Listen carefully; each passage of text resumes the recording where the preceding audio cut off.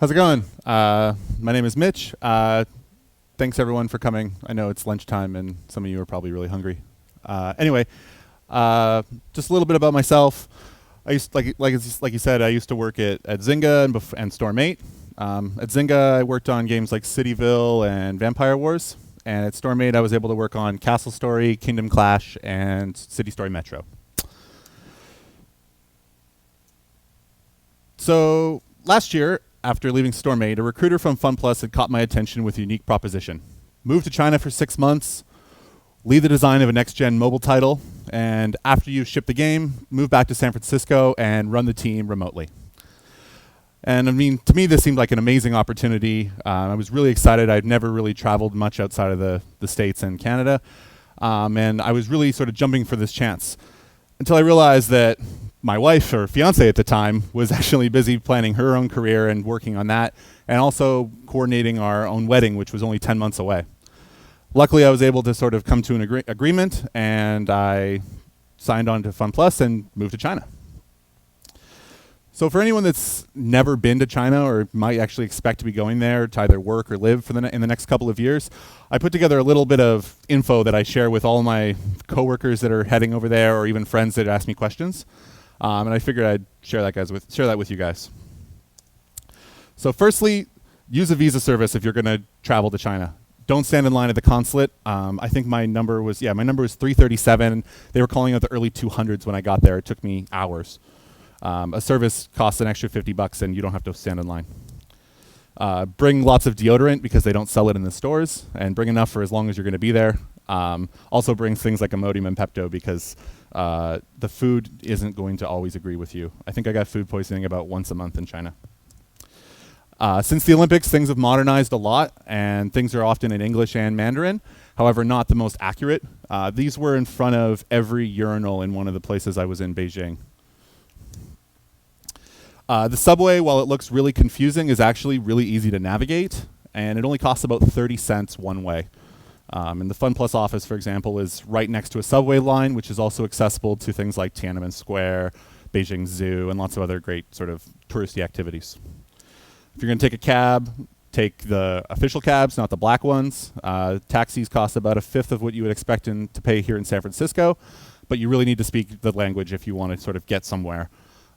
If you can have a map or some kind of written directions, that often works as well. Water, well, good for brushing your teeth and showering, should not be drank because it's not really good for you. Depending on your accommodations, beds can be as hard as bricks, so bring at least a pillow if you want to actually sleep well. Alcohol in bars is cheap, but often watered down or even sometimes fake. So if it's too good to be true, it probably is. Street food, while it's very tasty, can be very dangerous, so eat at your own risk. I think this exact thing is probably what caused me to get food poisoning a couple of times. And while people are often concerned about the air quality in China, it's not always horrible. This shows the same sort of view from the same window in our office in Beijing on a bad day and what a good day is as well. So I want to talk a little bit about sort of my experiences actually living in China and working with a team that's sort of based out of our headquarters, and some of my experiences working with that team, the problems we faced, and sort of the way we worked around those challenges. So when we got to our studio, we were asked to start working on a mobile farming project that had been in development, but early on we realized that communication on this team wasn't really strong, and the prioritization wasn't really there for any of the processes. And so we had to really sort of start getting our team to ramp up on an agile development process. So the first thing we did was get our team to start doing daily stand-ups. This forced everyone to be in the office. We required everyone to speak English, even if their skills weren't great, which sort of encouraged everyone to sort of come out of their comfort zone a little bit, which I think is a good growing opportunity. Whenever any of the leads, like myself or my co-lead on the project, had long, important things to say, we would have them translated in Mandarin, but we really did try to encourage everyone to speak English when possible. Email communication was always meant to be kept simple and straightforward, often with bulleted lists when necessary. The reason for this is when you write long-winded emails that are in English, so many things are going to get lost in translation that it doesn't really help to sort of to draw out these long-winded emails. So we kept them really, really simple. If you did have something really important to say, if we were trying to like announce something or explain sort of a big important thing, we would have it translated ahead of time and then send that out with the English text as well. We implemented a 2-week release-based schedule with demo days at the end. The reason for this is our team hadn't really had any kind of milestone-based development before, and instead of starting with full-on sprints with the sort of agile process, we figured that starting with simple releases that had a milestone of a demo at the end would work really well. And for the most part, it really did, although there were some sort of challenges along the way that I'd like to sort of share.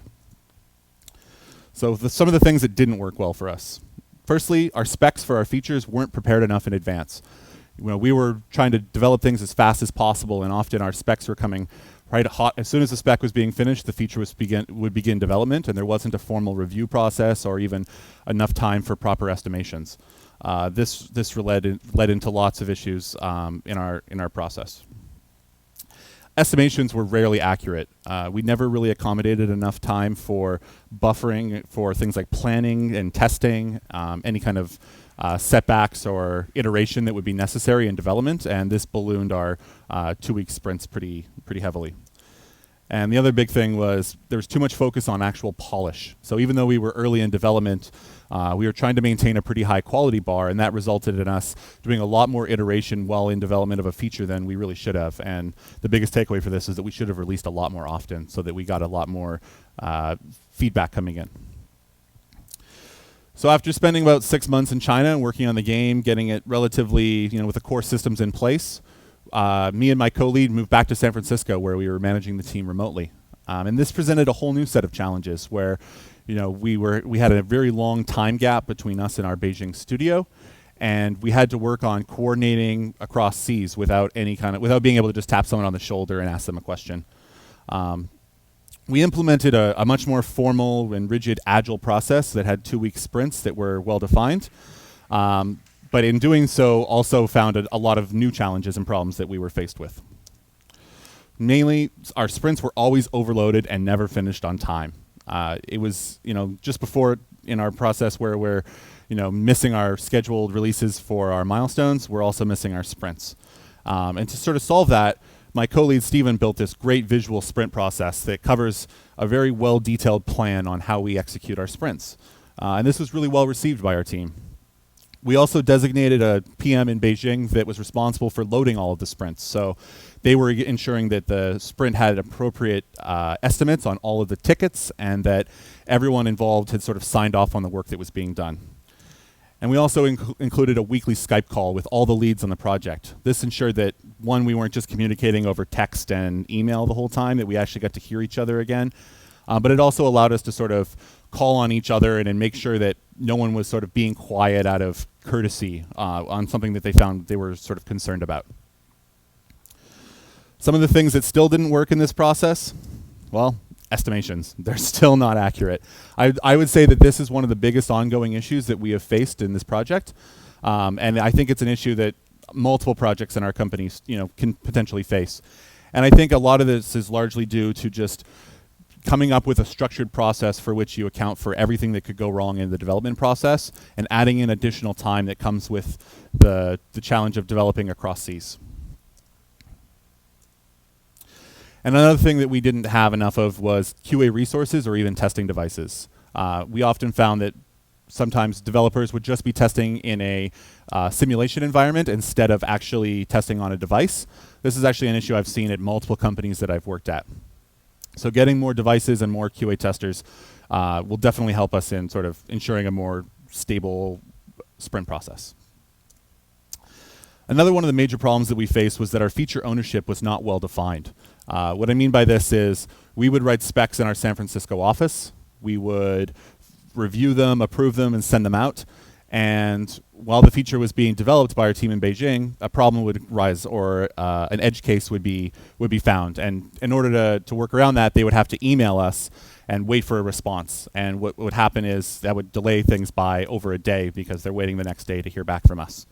So to solve this, we designated feature owners in China for every feature that was in development. That meant that when it came time to making a split decision during development, there was someone on the ground in China that was able to make those decisions.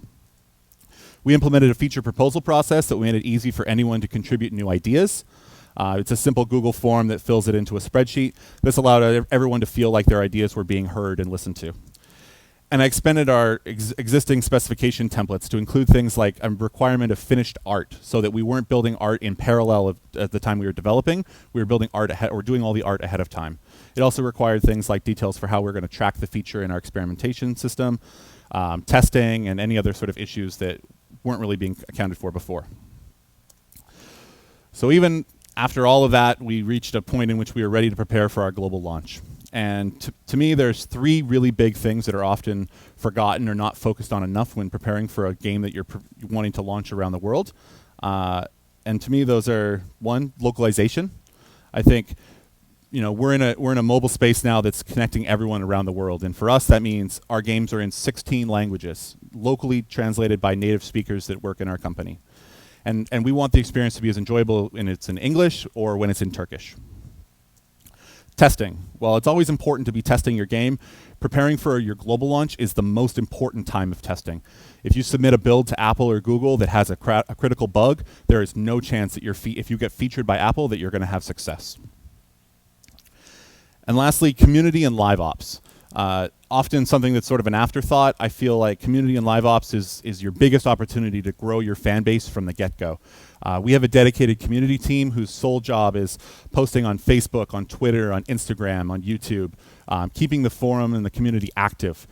In addition to that, we have a live ops calendar, which we track all of the planned sales, discounts, promotions, and features that we're planning to do in the game well in ahead of time than before we're actually doing them. And I think a lot of games adhere to the sort of games as service motto, but few actually really follow through. We're entering an era where players are expecting there to be something happening every single day inside of their games, not just once a month or once a week. And I think every game company should be really striving to offer that kind of service to their players. In case you haven't seen images about it, my game that we just launched, Barn Voyage, just came out last week. It's on the iOS App Store, and it should be on Android next month. Thanks.